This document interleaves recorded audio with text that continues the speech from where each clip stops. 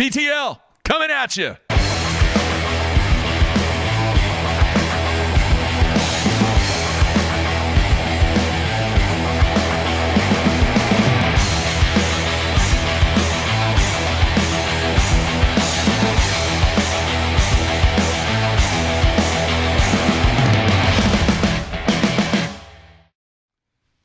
Good Tuesday, everybody. Welcome once again to BTL Bass Talk Live, where we're going to talk bass fishing and anything else that we want to talk about. Yes, a great week continues here on Triple Dip Week. All three trails taking place. And Matthew, the action gets underway today for the MLF guys at Smith Lake. And we're going to have Jared Lintner on, who does not take the water until tomorrow. Today's his off day. And we're going to find out his take on what's been going on with a very, very profitable season for Mr. Lintner in 2019 so far. I've been crunching a bunch of numbers, and we'll wait until we get Mr. Lintner on to go over these numbers, but it is very profitable.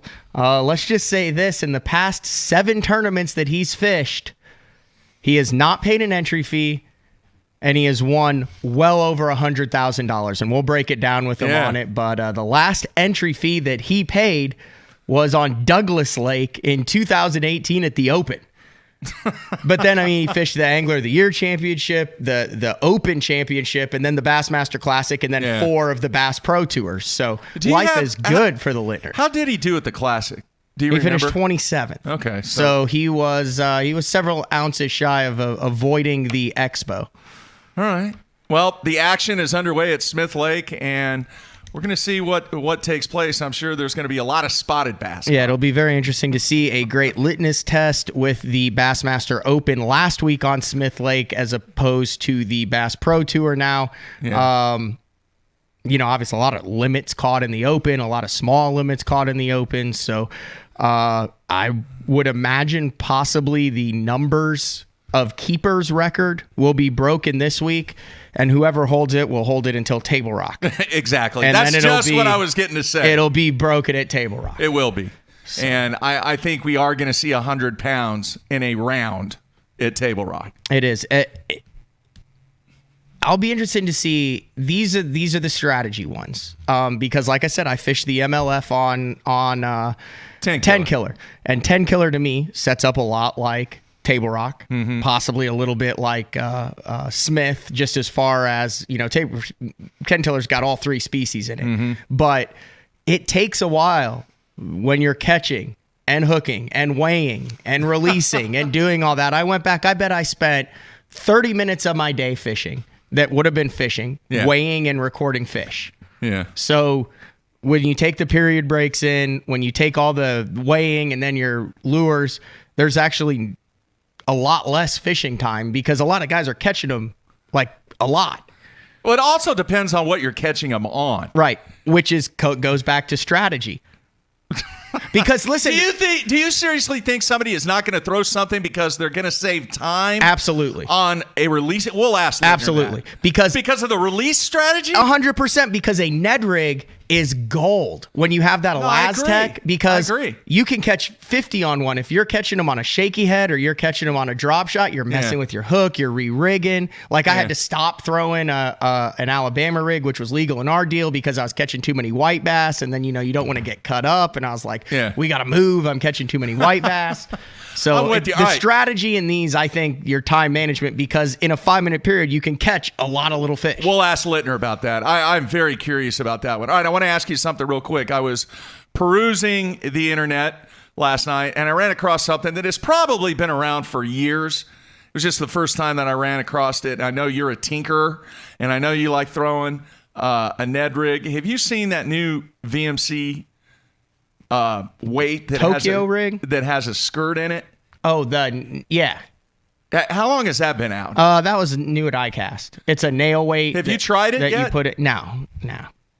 It's like 2 for $4, and half the time I lose my damn worm on those when I'm wacky rigging anyway. And I don't wacky rig a Cinco. I actually just wacky rig a trick worm. Yeah. So I mean that's $1.50 a trick worm. I can get a bag. I thought it was a pretty cool concept. No, it's cool. That was at iCast. Yeah. I missed that. No, it is cool. I mean, but it's I don't feel comfortable spending $4 for 2 lead nail weights with some strands of skirt. What? Woo. All right, there is a comment on the instant feedback. We might as well get it out of the way. Tall Fisher 68 wants to know, is Matthew still sporting the stash? Oh, I'm glad you brought that up. They can see it, man. I was really disappointed that we don't have Zoom in our studio, but here's the deal. So I had not shaved since I did FLW Live at Kentucky Lake. So we're a month out of shaving. I ragged on you pretty hard yesterday. And I couldn't grow facial hair till I was like 25. I'm not going to lie. We did the playoff beard in college hockey and juniors, and it just didn't go for me. So I'm shaving. So you shamed me into shaving. It's also the girlfriend's birthday tonight, so I wanted to look at least presentable. And I'm shaving, and I have it all lathered up because of Brad Hallman, who taught me the ways of the straight edge. I use the straight edge. So everything's good, and I saved the upper lip to last, and I start on it, and I said, boy, something just didn't feel right down and deep in my craw. And I said, my God, we have Jared Lintner on tomorrow. And it just doesn't feel right to shave a mustache off the day before Jared Lintner is on the show. So in honor to pay homage to him, I kept the stash. Now, for some reason, there is not a single redhead in our family. That you know of. I mean, I know. Cousins? I know. No one. Seriously. No. But my... Facial I use hair. Mustache with quotation marks around it because it's not really. But it's like blonde and red. It really does look like a porn star mustache. Well, I mean, how do you know that's not the look I was going for, Mark? I hope that's not the look I'm just that you're saying. going for. So it will be gone after the show because I find myself... Can you hear it? Can you hear that? Oh, yeah. Yeah. But anyway, that's in honor of Jared Lintner. Dude, I would have hung with it if you would have continued to say, it's my playoff beard. I'm gonna keep rolling with it until the mojo is not there anymore. Well, I would have been okay with that. I still have some of it, but it itched, and then like I've used the. Bottom line, the girlfriend was like, "That's going away." No, she liked it. I liked it. Here's it just wasn't full. It was like a patch here and a patch there. I know. I can't help that. Yeah. But here's the deal. I use that like the AFCO sun buff thing, and when you pull it up, it's all fine as long as you're shaving. But when you get the level of scruff that I had, it like pokes through the material. Yeah. And then it gets it's just not pleasant. So the neck beard, the throat, I kept the stash for another hour. It just didn't feel right. All right, we're going to have Jared Lintner on here in about 5-10 minutes, live via Skype. Hopefully, got our fingers crossed. The cell service down at Smith Lake is not the best, but we tested it last night. It seemed to work okay, so hopefully here in about 5-10 minutes, we're going to get him on. Dude, I want to mention something that I saw over the weekend, and I know you've been totally removed. By the way, did you watch any of the Blues last night? I watched the highlights of it because I don't get NBC Sports. Oh, okay. It was 2-1. I was following it. I'm watching it. It was 2-1 with the third. 13 minutes left. 4-3. Then it turns into a basketball game and ends up being 4-3. Great game. Very entertaining. Interesting, the guy who scored the winning goal, hometown St. Louis Blues guy, grew up playing for the minor league teams there, the under 16, the under 17, went away, came back. He's like in his 30s and scored that goal. So it was a really cool story. All right, that is going to lead into what I'm going to talk about real quick. That took place in Dallas. They're playing Dallas in the conference semifinals. And something took place in Dallas over the weekend. Dude, I was just absolutely blown away. I had no idea. No idea. Mark Cuban's involved with it. Jerry Jones is involved with it. And there was an event that took place at the Dallas Cowboys arena facility that's in... Jerry World? Yeah. All right. No. Not what's in the practice facility that actually holds like 30,000 people that high school teams playing and all that, everything. Anyway, they had a professional gaming league game. Mm-hmm. There are actually franchise teams, Los Angeles, Dallas, New York. And I guess Dallas-Fort Worth is turning into, what little research that I did on this, is turning into the number 2 gaming metroplex or gaming city in the nation. Mm-hmm. There's more gaming taking place in the DFW area. Anyway, you know how many people they had show up for this thing, dude? Yeah, I'm sure they packed it. It is insane. They had over 10,000 people show up, and they were all jerseyed out. They were supplemented. I'm not talking about just the players. I'm talking about the fans. There was major engagement and backing of these guys that had this massive video screen inside this arena, and people were going nuts based upon what these guys were doing with the controls. Yeah, well, that's it. And it's ironic that you saw that because I sent you this picture last night. I was in Best Buy and I was looking at the mouses, the mice. Okay. What do you call them? The mouses? The mouse. Well, Just mouse the mouse, is singular. Yeah. Yeah, but there are multiple mouse. So is it mice? I think so. So I was looking at the mice and I said, look at all these fancy mice. And then behind it were these dudes wearing jerseys. And it says, I love my Logitech G gear. It gives me the confidence to win. Hauntzer, Team Soul Mid. And then underneath it said, Logitech G is the gear I use to win. Jay Bergson, Team Soul Mid, 6-time winners of the NALCS North American League Championship Series of League of Legends. And there's like pictures of them. Like I know. They endorse the mice just like Lintner endorses Tackle Warehouse or Jackal. I had no idea. And I was like, holy cow. And these guys are making 6 figures. Yeah, so these guys are walking in and people are going, oh, he uses that from Team Soul, man. That must be the mouse I need to use for my League of Legends when I play. Same exact thing as fishing, except in the gaming world. They got the jerseys, their photos up of them. You know, hey. I was totally... I rely on ritual angling rods when I'm flipping. Jared Lintner, Bassmaster Open champ, 3rd in the Angler of the Year standings for the Bass Pro Tour. Same exact thing. They have franchised. Yeah. All right. And each of these large towns in America have an esports team. And I have no idea that it was that huge. Now, we've talked about the Drone Racing League that's been on ESPN, and that's kind of crazy. They have a ton of people show up for that. But I was just amazed that over 10,000 people showed up to watch these guys play games. I'm not. So I did. What? So I tried out the mouse in there, and then I was like, did you buy one of the guys? No, but I was mouse like, I probably need some hand sanitizer after. How much was it? They're like $150 for a mouse, dude. They've got like 15 different. There was a mouse that had an entire keypad on the side of it. Mark 1, 2, 3, 4, 5, 6, 7, 8, 9. Wow. And then like 7 or 8 different buttons. I went straight for the hand sanitizer after that. Wow.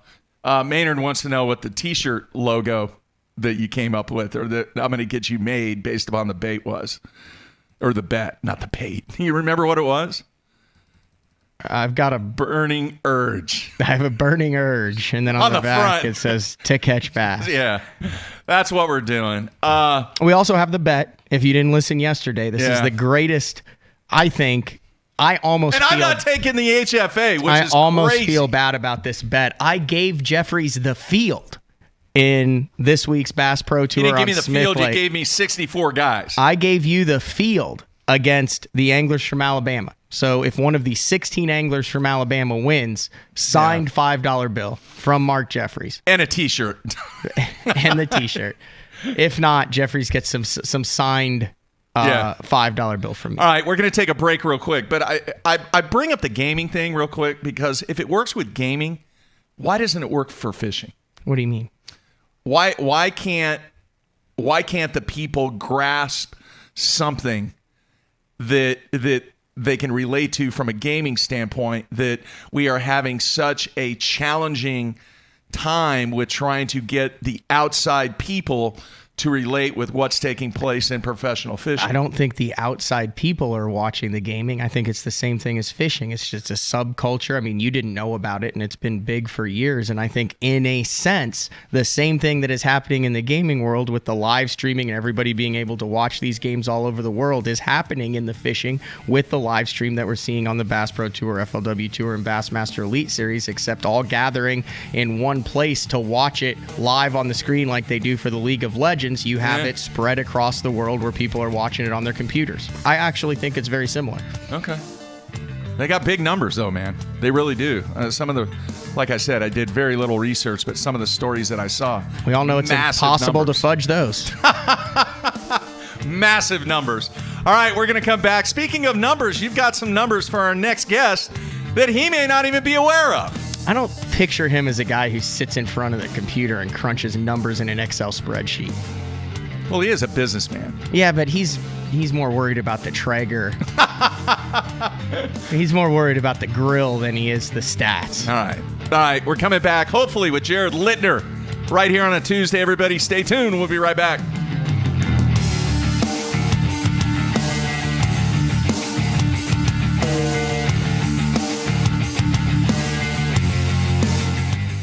Sleek new design with easy control file. The clearest images underwater with uncompromising range. Live mapping from the touchscreen. View notifications, video, even Google Maps on screen. And for the first time ever, real-time view of fish movements with live sight sonar. HDS Live. New from Lowrance. I got my power pole down, stuck in the mud in the bottom of the lake, sitting so still in the wind and the waves, could even be a hurricane. I got my power pole down.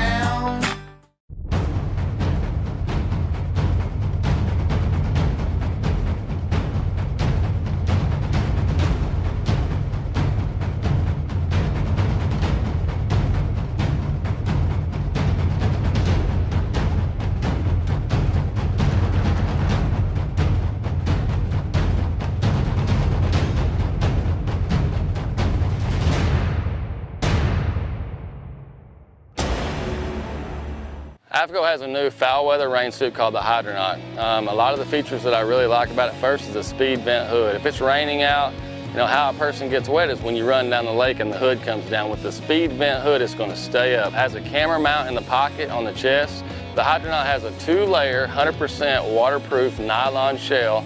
If you're interested in a rain suit that has a lot of cool features that's going to keep you dry, you need to check out the Hydronaut from AFCO.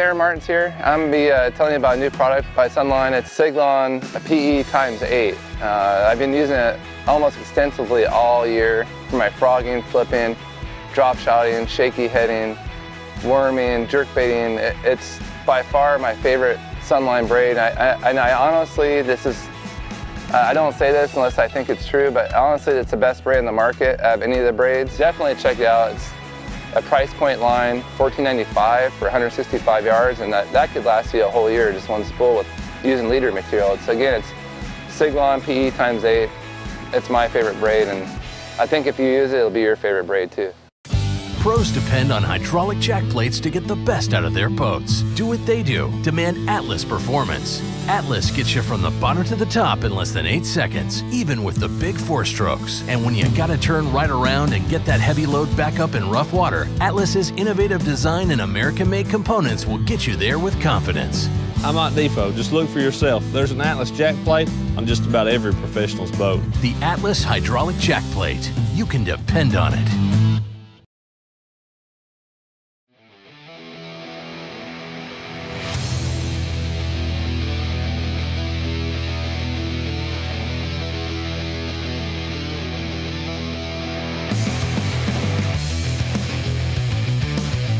All right, we are back on a Tuesday. We're going to go to Jared here just in a few minutes. He forgot his headphones, Matthew. Oh, they had gaming headphones too that were like $250. What? Yeah. Well, It's like it has cooling technology in the ears and it allows for like deep bass sound. I mean, you're $400 in and all you've got is a mouse and headphones. Well, the obvious thing is, that even though it sounds like there's some expensive stuff, but the expense gaming versus fishing is not even comparable. Yeah. You could probably have a pretty good gaming system for a Bass Cat Lynx and a couple dozen ducket rods and reels with the Ultrex and the poles. All right. Let's do this here. We're gonna go to Jared here just in a couple of minutes. The signal's starting to settle in there, and then we'll go to him. It is almost there. But you got some good stats. We're gonna get to that. Let's see here. Over the course of his career, Yeah. how many derbs do you think he's gone without a check? Because, I mean, let's face it, Lintner he can be a little pessimistic at times. Like, how many times have you been around him? How is it? This place sucks. Yeah, but it's more about pessimism and perfection. He can be pessimistic. But it's all about the process to perfection. I think sometimes he just likes being pissed off. Well, I'm not saying that. That's another P word, right? But anyway, you would think a guy like that would go through slumps. Like 150. I have a feeling you have some stats that you're going to 100, show. like almost 150 derbies with bass, tournaments with bass. He's only gone 4 tournaments without a check once. What? That's strong. All right. I was telling you before, I've gone 4 club. I mean, I've gone like an entire season without a check. So have you. I know you have. Oh, yeah. Well, that's not even. I mean, yeah. Remember that one time we cashed a check? That was awesome. Oh, all right. We are close to getting there. Let's see. I don't know what's going on with It looks that. fine there, doesn't No, it? I don't know What's wrong? Hang on.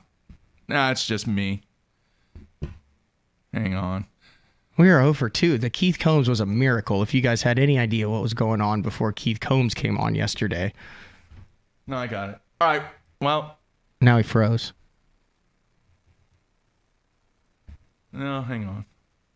I'm hanging. Hang on. Oh, he just moved a little bit. Either he's Okay, I holding think we're there. remarkably still, No. or he's frozen. All right. Jared, you there, man? Jared.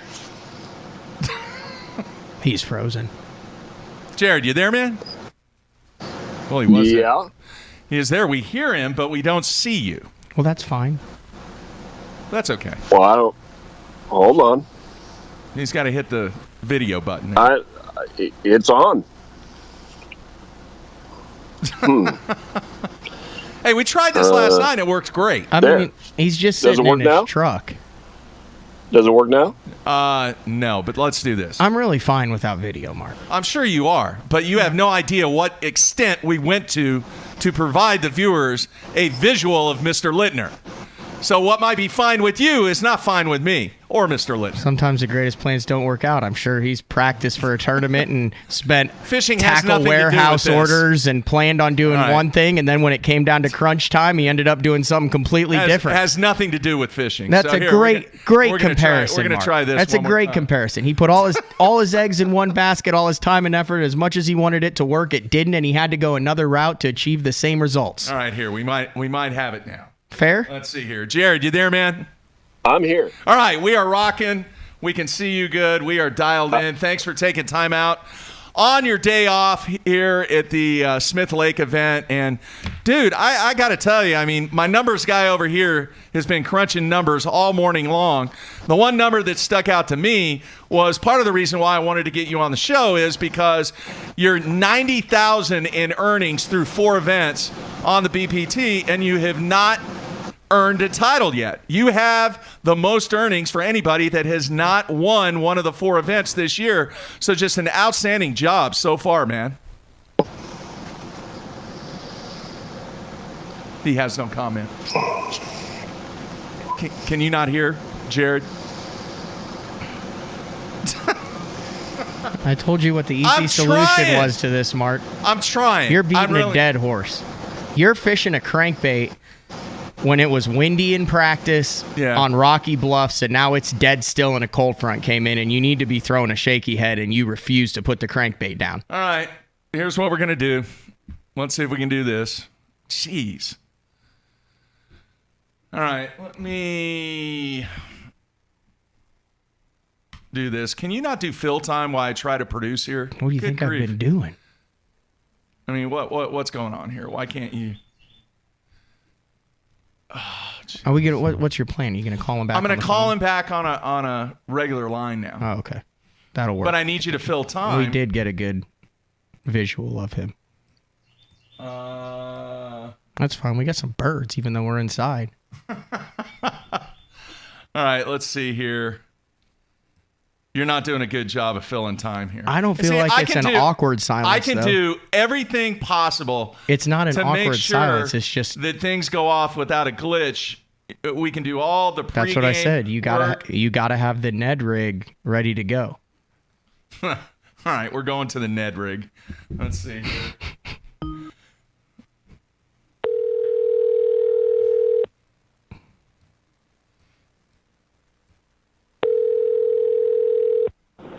Hello. All right, Jared. Hey, we're just going to do this the old-fashioned way and have you on the phone line, okay? Okay. We picked up the Ned rig. All right. I don't understand what happened. I don't know, man. I mean, it's technology. All right, I'm going to go back into it real quick. Jared, part of the reason why I wanted to get you on the show is you had the characteristic this year of earning over $90,000 on the BBT, and you are the only guy that has $90,000, leading the earnings for a group of people that do not have a title from the 4 events. So you're having an outstanding year, man, this year. Yeah, I didn't know what to expect. Obviously, I've never fished Major League Fishing up until that first event, and I didn't know how it was going to go down. And to be honest with you, I'm obviously really excited about it. You're headed into. Oh, sorry, Jared. No, go ahead. You're headed into the 5th event here, and obviously had a great year. You have 273 points. You're 3rd place in the Red Crest standings. Have made both the Challenge Cup and the Heritage Cup coming up. You're 12 points behind Jeff Sprague, but there is an issue. That would be Edwin Evers, who has opened up a 37-point lead somehow in the Red Crest. How do you catch that guy? I mean, all you can do is just take one turn at a time and do the best you can do. You can't. That's one thing I learned. One of the things I've learned after all these years is you can't. All you can do is all you can do. And if you start worrying about what other people are doing and trying to, well, he needs to catch this and I need to catch that, then it just takes away from, your ultimate goal, which is to win a tournament. So, if it's meant to be, it's kind of like what I said the other day at Chick. If it's meant to be, it's meant to be, and all you can do is, prepare as much as you possibly can, work as hard as you can, and let it rip. That's all you can do. All right, Jared, so many people are wanting to know how much is it the perception of what people are thinking? You tell us, how much have you changed your game based upon the way that the format has changed, the way that, every fish counts, the MLF style? How much have you changed in your game, if any? I've changed a little bit. I've said it many times, being from California, obviously there's giant, huge fish. There's tournaments where you better fish for 5 to 6, 7 bites a day. Otherwise you're not going to win. And we're talking throwing 9 to 12-inch swim baits, or the other extreme, drop shotting suspended fish over 100 feet of water. I mean, it's so then now with this format, it's like, here's kind of how I go through a day. So I'm going down a bank, fishing, whatever, and let's say I'm throwing a big topwater bait, and I see a little stump or something in the water, and I don't see a fish on it or whatever, but I'm going to throw something at it, because even if it's a 1-pounder, it counts. So I'm taking full advantage of every bite. So it doesn't matter, the only negative part of my game in the Major League Fishing is I almost have too many rods rigged up at all times. A drop shot's been huge for me this year. Huge. The other week at Chick, I caught an 810 on a Ned rig. It's so fishing for bites, still fishing for big ones, but at the same time, I'm not passing up an opportunity to get a bite, because it goes on the score tracker. Hang on 1 second. Okay, because I got something that dovetails into that perfectly. Well, this does too. All right, real quick, a couple of people on the instant feedback, they want to know, consistency-wise, from a practice perspective, all right, what have you changed, if anything, in getting ready for these events that put yourself in that position that you just discussed? Well, pre-practice, I'm not doing as much research at all. Like, I know nothing about Smith Lake until I got here.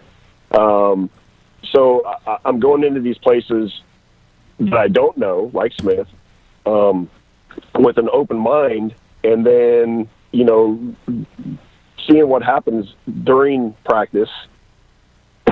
Sorry, Brett Height's over here knocking on my window. Going into practice with an open mind, and then when I figure something out, and this has been the biggest key, I would say, because I do fish fast, and I try to cover as much water as I can, and see different areas of the lake. On the first day of practice, if I get bit in an area, let's say, the second day I'll go back and not fish the same exact place, but I'll fine tune that area, and that's really, really helped me, like, enormously. Because a lot of times, like with the master elites, I'd go, okay, they're in this creek, and I'd just go to that creek. I wouldn't, I'd fish exactly where I fished in practice. I wouldn't give myself the opportunity to explore more. All right, I want to go back to the West Coast thing real quick, Jared, because one of the trends that I've noticed is the West Coast guys are really struggling on the Bass Pro Tour, and I'll give you some stats to tell you why this is really surprising to me. You are currently leading the charge for the West Coast guys, and I'm going to throw, obviously, Aaron and Mark Daniels Jr., all those guys who moved out there to Alabama from the West Coast. I'm going to throw them into the mix too. But you're in third, Brent Ehlers in eighth, and outside of that, you're the only two West Coast guys in the top 20, which is really surprising based on what you just said. And when you go back to last year's Bassmaster Elite Series, obviously it was a West Coast duel between Justin Lucas and Josh Bertrand for the Angler of the Year, but there were 7 anglers from the West Coast who finished inside the top 20 in the Angler of the Year standings on the Bassmaster Elite Series. And you go over to the Bass Pro Tour standings now and you see Ish in 42nd, Brett Height in 43rd, Josh Bertrand 49th, Rambanis 50th, Skeet Reese 51st, John Murray 59th, Cody Meyer 60th, Rojas 63rd. You get the point. Why are the West Coast guys, where you said you thought that those routes are helping you make those adjustments from big to small baits to catching numbers? Why do you think so many of the guys are struggling under this format that we're in the top 20 kind of historically year after year after year on the Elite Series? I think there's 2 reasons. If you look at the schedule up to this point, I mean, it's been a pre-spawn kind of spawn tournament, every time. And I mean, that's kind of in my wheelhouse, to be honest with you. And, some of these other guys that you mentioned, they're more of, offshore or, post-spawn. That's when they really get going. And so, it can all change really quick, obviously. And the other reason with that, I think, Matt, is if you look at those guys, like Ish, for example, prime example, the guy doesn't know how to do, he's going to go out there and he's going to fish for the 5 biggest ones there are in the lake, period. I mean, he's going to do what he does, and he's had a successful career doing that. So, I haven't fished with Ish, so I don't know exactly, but I can't imagine him going down the bank, throwing a frog or flipping a jig and then going, oh, hey, I'm going to throw this Ned rig at that one little stick over there. I don't see that happening. But I think, that's kind of the reasons for that. I mean, all those guys you mentioned are awesome, insane fishermen. And, like I said, though, this from now on is when we're getting into a lot of those guys' wheelhouse. All right. The perception to me, at least, is that, Jared, it sounds like that you have made the necessary adjustments to your game to have success, and the other guys haven't. I mean, is that just plain and simple right there? Well, I don't know. I think we're all trying to make the adjustments. I talked to my good friend Mike McClellan, and we've spent a lot of time talking about, the format and how how you adjust. And you just got to find what works for you. You can't write a book and go, oh yeah, just do this, and you're gonna be fine. It's all what works for you. All right. Numbers, Matthew? Yeah, I mean, you mentioned I have to apologize. I really got to apologize to you. I didn't realize how good you were. Like, I knew you were good. I knew He's you in caught the $1 him. million club, man. I knew you were in the $1 million club, but I started looking at over the course. And obviously, you're having a hell of a year, coming off a second place finish at Chickamauga. You had a top 10 in North Carolina, a 37th place at Conroe, and then a 3rd place on the Kissimmee chain, obviously garnering a lot of attention. But over your career, I mean, I know you'd gone on some streaks, but you've only one time gone 4 tournaments without cashing a check, 4 consecutive tournaments. Which means, I mean... Is that right? Yeah. I mean, you've gone 3 a couple times, but 4. And then your average per tournament with Bassmaster, you're right around $7,900 per tournament, and you have the Western Open win back in the day, and then the Open Championship win here last year. But I mean, you're ahead of Swindle, McClellan, Biffle, Ish for your average per tournament winnings. Talking about guys, Mike has 8 wins, Biffle has 7 wins, Swindle has 2 Anglers of the Year, Ish has 5 wins. So I mean, that's some pretty stiff company to be keeping. I mean, you're not up there with Van Dam or Aaron or Todd. But as far as that's concerned, you're making money over the course of your career every time you launch the boat at roughly $8,000. And then, do you have any idea the last 7 tournaments you fished, Mr. Lintner? How much have you paid in entry fees the last 7 tournaments that you fished? Oh, that's a loaded question. None. Correct. You had the right. You got the Classic, the Open Championship, and then these 4. And well, no, you had the Angler of the Year Championship too. Oh, that's right. And then 4 BPT. So 0 entry fees for the last 7. The last time you had to pony up was, I believe, on Lake Norman in an Open. 1,500 big ones. Or they jumped that up to 7. Lake Champlain. Oh, okay. Anyway. Yeah. Okay, so 7 tournaments. I got you, didn't I? Well, no. Let me double check here. Well, I think Lake you got Champlain him for the Open. Yeah. It was in August, I think. I think you got him. Jared. What about the Eastern Open at Douglas Lake? Was that after Champlain? Yeah, it was. Oh, yeah. Well, then you got me back. But you were incorrect with Lake Norman there. Douglas, Junior. Not Norman. I was correct. We'll take 50-50 responsibility. There anyway, side point. Okay. How much do you think you've won in the last 7 tournaments with no entry fees? That's a good question. 140? $168,000, Mr. Lintner. Wow. Don't tell my wife. No entry fees. And you have 5 top 5s from 2018 on. You even had top 5 at Lake Martin to start things off. Top 5 in the Open. You won on Table Rock, and then 2 top 5s on the BPT. Wow. Yeah. I mean, I didn't know that. Consistency. Consistency. But Yeah. I thought it was, I mean, we're in a day and age now where you could fish 7 high-level tournaments in a row, not pay an entry fee, and make almost $200,000. Well, timing is everything. Right. Too, based upon how everything Right. laid out and things. But the impressive part of that deal is the amount of earnings. Granted, no entry fees, but the amount of money that you've earned based upon your performance over those last 7 events. Dude, you're on a roll. Bottom line. Yeah. I mean, I don't want it to stop. I'll tell you that. You know, I mean, it's been a lot of fun. I mean, it's just, you know, and you hear it time and time again. When things are rolling like that, it's like everything is just so smooth. You're like, hey, you know, I feel like I should go over here and do this. And you go over there and you catch them. You know, as opposed to the other side of the spectrum where you're like, man, I got to make something happen, and you're trying so hard and it just doesn't materialize. And you're like, well, man, you know, I mean, I've been there also. All right. So, I've got a question for fun. you. I've got a question, Jared, that I really want you to be truthful and emotional about this, because we became friends early in your career.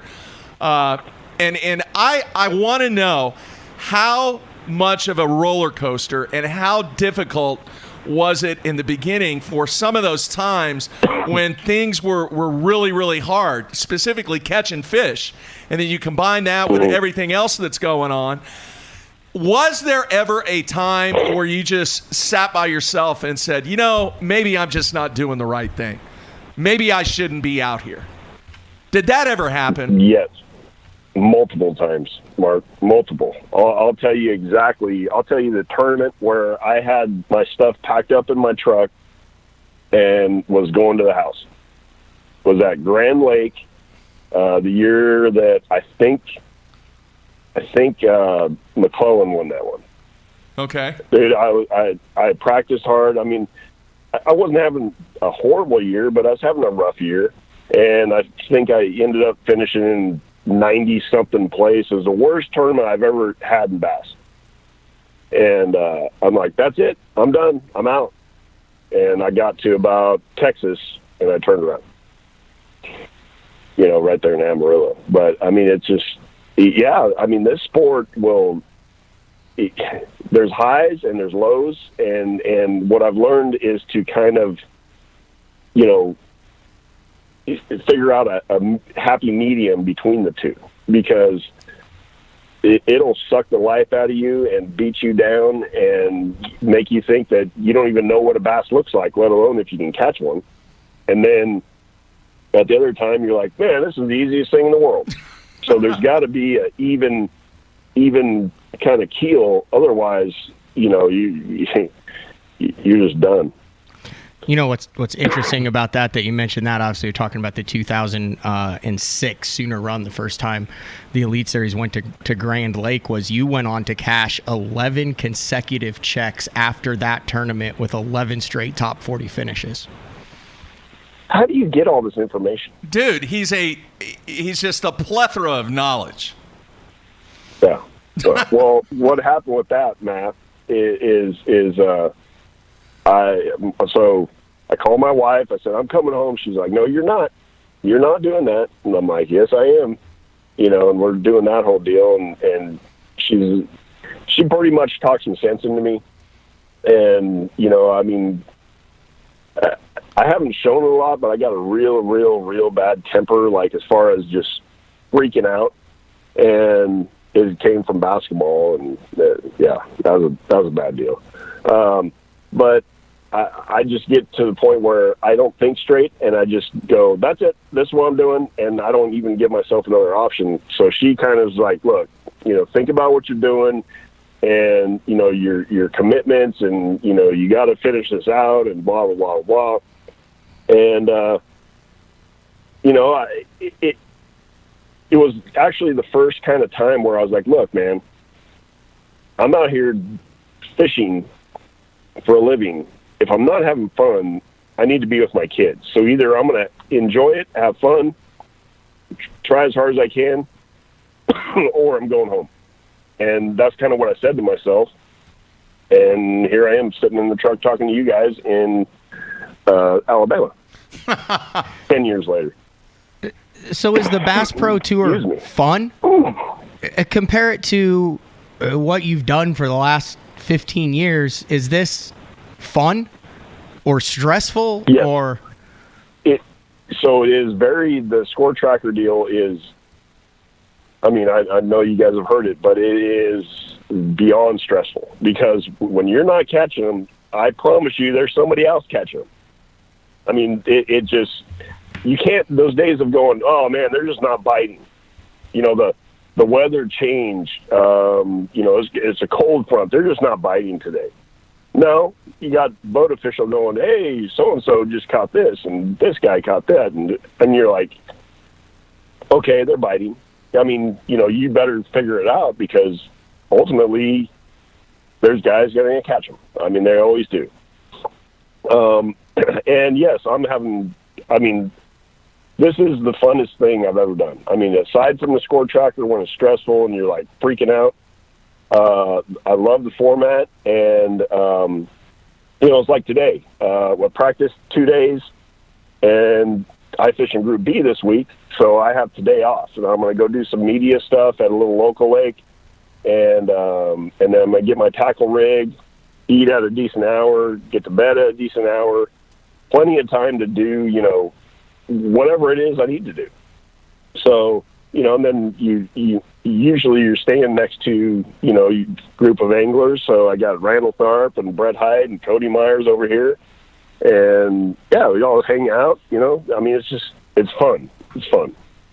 I have a question. Can you mentioned the official and the score tracker, and I think we've talked about this before, but I'm old and I forget things, Jared. Can you not tell the official, hey, I don't want to hear what the updates are and just keep doing what you're doing? Do you have that option?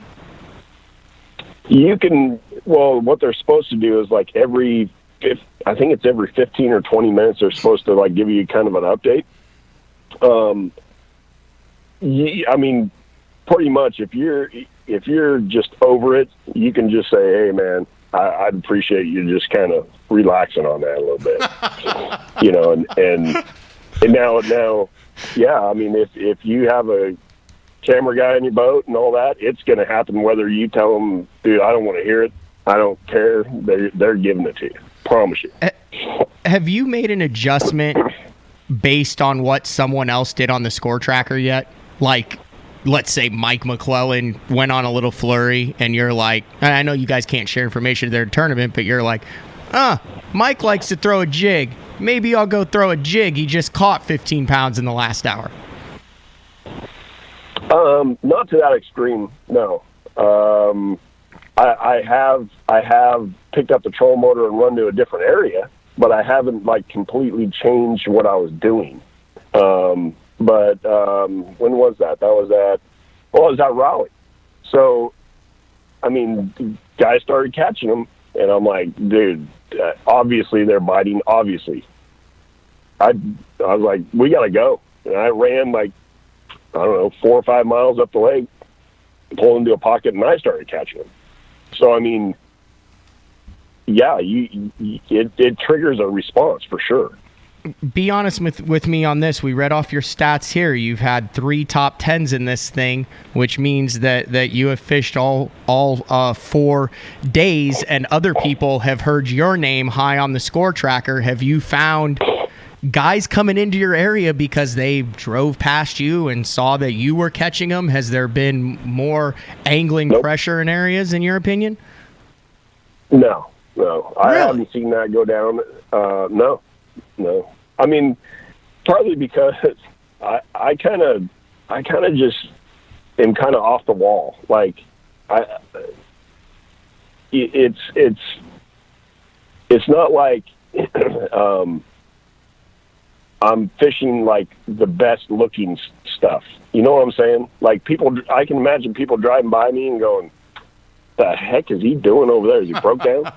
You know, it's not like I'm fishing pristine looking. Like in Florida, I was fishing a big flat, and the water was pretty dirty actually for Florida. No grass. There's some pad stems and some pads, and that was it. That was it. I mean, why would you stop and fish there?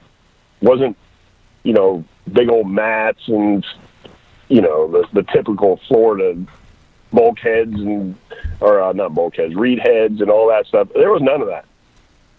So I can imagine a guy driving by me going, okay, he's fishing pads in dirty water in a foot.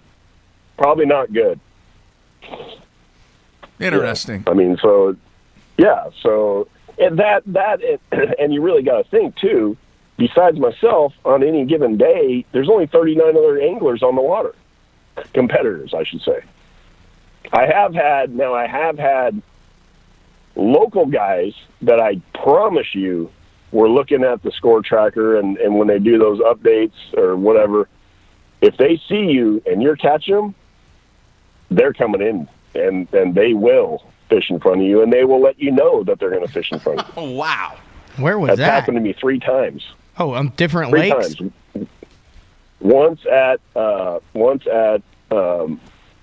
North Carolina, Falls Lake, and twice at Chick last week. 2 times. Wow. 2 different times, yes.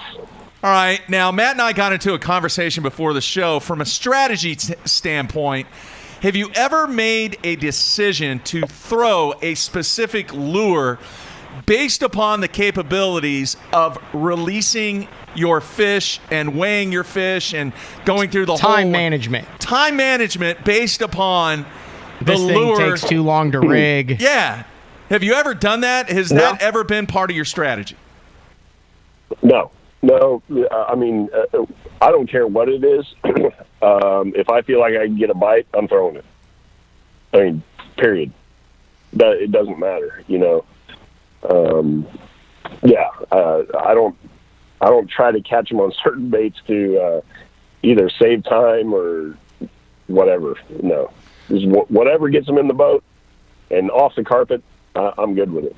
All right. Matt in Alabama on the instant feedback wants to know, going into a day, do you have your first round planned out, and how long do you give it to make an adjustment?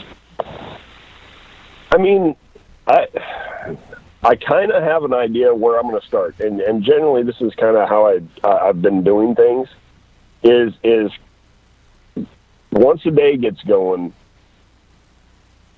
then I start making decisions based on that. Now I have a kind of like a mini game plan, you know, throughout the day, but I really kind of don't want to get in a too big of a hurry to leave unless I have to, unless the score tracker is going off and whatever is going on in my area. If they're not biting, I got to go. If they are biting and I feel like I can continuously catch them, I might not end up going to, you know, my next area or plan B. I mean, I just kind of let the day dictate how it's going to go. I don't formulate, like, you know, write down something and go, okay, I'm going to do this at this time, this. I just kind of let the day, as it progresses, I'll make decisions. And it's worked out good for me. Sometimes I really hate interviewing guys who are on a roll. Why? Because they're just like, dude, you just go out and catch them. You just go out there and just fish and catch them. No, dude, it's not that easy. I don't mean to say that, but when I've been struggling, I've had bad tournaments and, you know, a couple in a row or whatever, there's a huge difference between letting things happen and trying to force things to happen. There's a big difference. I mean, it's a fine line, but it is a huge, huge difference. And when you're on this side of it, where things are happening and things are rolling, you can see that. But when you're trying to make it happen, the only thing in your mind is, man, I'm trying this. I'm doing this, and why isn't this happening to me? And you know, it's almost like you are not allowing it to happen because you want it to happen so bad. If that makes any sense. I mean, I've been there. I've done it. It's borderline Rick Clunn stuff. Yeah. Yeah, I mean, it really is. You know, and I played basketball for a lot of years. I thought I was going to go overseas and play. And I'm a huge, I used to be a huge streak shooter. Like, I'd go on rolls where, dude, I could shoot from freaking out of bounds. It didn't matter. And then there was games where I couldn't throw a freaking basketball in the ocean if I'm standing on the pier. You know, I mean, it's that same kind of mental thing. And when it goes, it goes. I mean, you can't stop it. Wait a second. So you were like almost, instead of Jared Litter, you were almost like in the Croatian professional basketball league, or like... Yeah, Philippines or something. Yeah. No, like how close? Like, were you close to actually doing that? No, I never. They wanted me to go over there and play. Who did? And I had the opportunity. Like what country? Huh? What country? Philippines. You were almost a professional basketball player in the Philippines? Yes. That would have been some cool stories.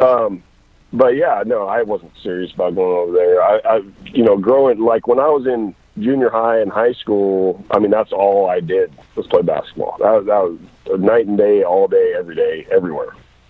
And I didn't really start bass fishing until probably my end of my junior year, and I just kind of, jacking around at a local lake with some buddies, and next thing you know, I'm deep into it. So it's kind of a weird deal. Well, yeah, he could fill it up, Matthew. I've heard stories. He could fill it up on the hardwood. But that's the thing, man. It was a streaky deal. It's kind of like this bass fishing. You get on a roll and you just roll. And I've heard about these rolls a lot. Like, oh man, it's just momentum and this and this and this, and it feels good to be on that side of things. But I really, really, really want to win. I mean, that's what I want. All right, a couple more questions from the instant feedback, real quick. Jay Gray wants to know, what is your go-to bait lure when it's crunch time and you need 1 or 2 pounds? 1 or 2 pounds. I would have to say either a drop shot or, I guess it doesn't even matter where you're fishing. A drop shot or that little Ned rig deal. I mean, dude, it catches them. That little Ned rig thing, if you need a bite, it doesn't matter, largemouth, spotted bass, smallmouth, mean mouth, whatever kind of bass, you will get bit on that. Interesting. All right. So if I need a pound, I'm throwing a Ned rig. All right. Levi in Alabama wants to know, do you know right now, this minute, what lure you're going to start with at Smith Lake? For sure, yeah. Uh-huh. Does he want me to tell him it? I mean, you don't have to. The Whopper Plopper. Of course. There you have it. Maynard wants to know, would you be able to beat Christie in one-on-one? Basketball. Man, we actually had a little game over there at the Classic a couple of years ago at Conroe. He was staying in the same kind of area I was, and there was a little basketball hoop, and I forget who brought us the ball. Anyway, we tied at 1 game apiece in horse. So, man, I don't know. I know that he's got some game, but I used to have some game. So, man, I would like to see that. All right, Bruce wants to know, do you miss the weigh-ins and the fan interaction? Our off days is a great opportunity to meet with fans. Like this week, for example, we have a wing eating contest with fans. We have teaching kids to fish days. We have all this other stuff that we can do in the community now. And so it's been a lot of fun. I would say no. I mean, the post-game deal, the only difference is you're not bringing in fish. And, there's still a few fans there, so you can hang out and talk to them or whatever. But within the tournament week, I feel like all of us are reaching as many or more fans as we used to, for sure. All right. Basszilla wants to know, will you ever fish an open again? Probably not. Probably not. I have plans, unless I will say this, unless they go out west and have another, the circuit out there, a Western Open. I got plans this fall. I think there's a Costa at Clear Lake, I think, or is it Delta? One of the two. But yeah, no. When there's stuff going on at home, I'll fish whatever I can. All right. But as far as traveling out here to do the opens, no, I won't. All right. Are we going to see a 100-pound round this week? I doubt it. You mean a round, like a day? Yeah. No, I doubt it. What about a table rock? It's possible. It's possible. What about a table rock? I would say there, yes. Yeah, I think that's kind of the consensus. All right, David in Wisconsin wants to know, any plans on fishing in the U.S. Open? Yeah. So actually, the last cup, which I'm not going to know if I qualify for until June, is I think like the day after the Open or something like that. So if I make the final cup, I'm not going to fish the Open. If I don't make the final cup, I'm going to fish the Open.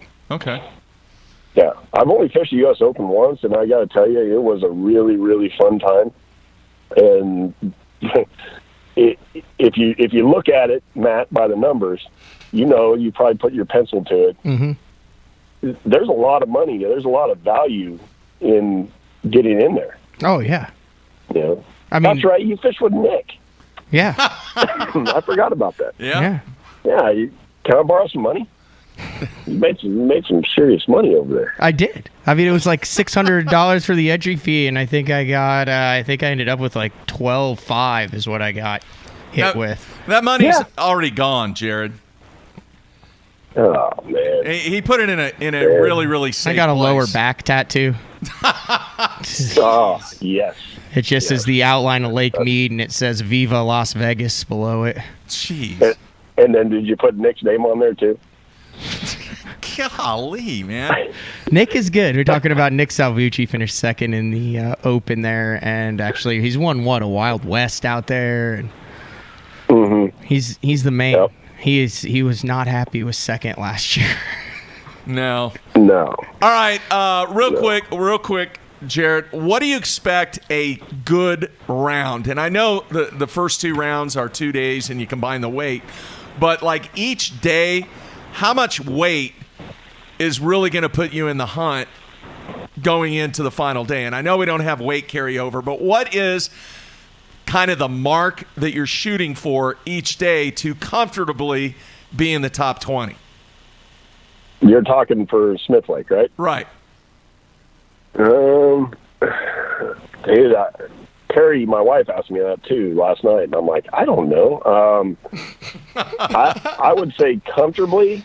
I would say if a guy can catch 35 pounds, you're gonna advance 35 pounds a day. Okay.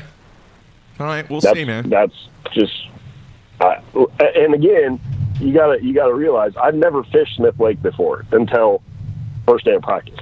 Yeah. So I don't kind of know what the lake has to offer. I mean, I assume that when they get grouped up, here in a while, that you could probably catch 1 million of them, or even pre-spawn, you probably catch 1 million of them. But right now, it's kind of post spawn, you know, they're from 6 inches to 50 feet. You know, I mean, they're just everywhere. So it's like, it's just kind of weird. All right, man. Well, once again, we got through it. It's unfortunate we couldn't see you, but we tried. We did everything we could last night. Yeah. But at least we got you I thought on. we had it going. I know. I don't know what happened. It's technology, man. But I greatly appreciate you taking time out. You're having a fantastic year so far. Well-deserved, and hopefully one of these times you're going to get the hardware. I hope so, man. I mean, that's what we're all out here for, and man, getting close is nice, but it makes you want it even more. Yep. So that's the goal. All right, man. Good luck to you this week, and I will see you at Grand Lake for sure when you guys come through here. What about Matt? I don't do my schedule more than a week in advance, so he doesn't know where he's going to be tomorrow, dude. We'll go from there. Come on, man. I know. Man. All right, man. Well, I look forward to seeing you guys there. All right, man. Best of luck to you this week. We'll talk to you soon. Okay, guys. All right, Thanks. see you. There you have it, Jared Lintner. And a tremendous year so far, Matthew, as the thunder rumbles through. Yeah, that scared the heck out of me. Storms are coming, man. It rained a little bit last night, and we talked about that. All right, real quick, and then we're going to get out of here. We're kind of over on time. I watched some Major League Fishing over the weekend. Well, what'd you watch? I don't know. Seriously, I think it was the elimination shotgun qualifying cup select round. I have no idea. I get lost every time I watch it. But here's what I want to point out. They do a freaking awesome job from a production standpoint. Fish catch after fish catch after fish catch. It keeps you glued. But they have got, and not that they take my advice because it's not worth a hill of beans, but dude, I got so tired of hearing the official call out score tracker update, score tracker update, score tracker update, score tracker update, score tracker update. I agree. Score tracker update. The damn standards put are it on the side. I know. Put it on the screen and leave it there. That is not a yell. There's a lot of things you can yell about. I don't know if that should be one of them. Score tracker update. No, but I agree. They could just mute that out. They have created drinking games based upon the score tracker. How many times Iaconelli calls his fish a giant drink? How many times they say score tracker update? It's just, guys, you do such a good job. That is so irritating. That's coming soon. The Major League Fishing official drinking game. It is so It's already there for the Bass Pro unnecessary. Tour. I did play it one day with Brock. Really? Yeah. It's just unnecessary. Every time JT Kenny or Marty or one of them says something or one of the anglers does something, we were drunk after the first period. I mean, we get it. We get it. We get it. We get it. And the we way get that it, they we go get live, it. you can start with the mimosas, then you can switch. You can switch to something a little mellow, and then round out the third period with a nice whiskey or beer. Yeah. Hey, the officials doing a tremendous job. Those guys definitely earn. Yeah, what money I think they're what's making. coming, It's just, wow. like you think fantasy fishing is coming Yes. next year. Yeah. I think there will be a third screen on the boat that will be connected to where the score tracker will be visible for the anglers, to where it will just be continually updated to where they can just look down and see it just like they can look down at their graph. We'll see. It's possible. You know, but then once again, what are you taking away? You're taking away bandwidth. You're taking Well, that away could be on a bandwidth. separate system. Dude, once again, you're talking more money. This is Major League Fishing, dude. They have endless amounts of That's money. not They could true. do whatever they want to do. That is not true. They're gonna That is have- not true whatsoever. All right, back tomorrow, 8:30 a.m. with the man, the $4 million man. Is that right? What will David Dudley. What will take more weight? The 4-day total at Lake Fork for the Elite Series, or the final round of the Bass Pro Tour on Smith Lake? The total weight. Okay. Yeah, Because total they're weight. probably about 100 pounds. Yeah, total weight. It's a good question. That's though. 52-pound spots. Total weight. I'm going with total weight. All right, was I right? $4 million? Is that Dudley? Over the $4 million mark? I'm sure. $5 million? Is it I 4 or don't. $5 million? He's won a lot. Yeah. All-time leading money winner over on the FLW side. He's going to be on tomorrow. He's ahead of Scott I think and so. Andy? Yeah, I think so. You want to look that up real quick? I will for tomorrow. We'll leave that as a cliffhanger. I'm almost positive it's $4 million, and he is the all-time leading money winner on the FLW side. All right, everybody, I want to thank Jared Lintner for taking part in the show today. Be safe. A lot of storms across the country today. Be weather aware. All right, be safe, especially if you're traveling. Thanks, Jim. Hey, man, the weather is really important to me. I feel the weather. The weather is part of me. All right, that's it. Tomorrow, David Dudley, we're out of here.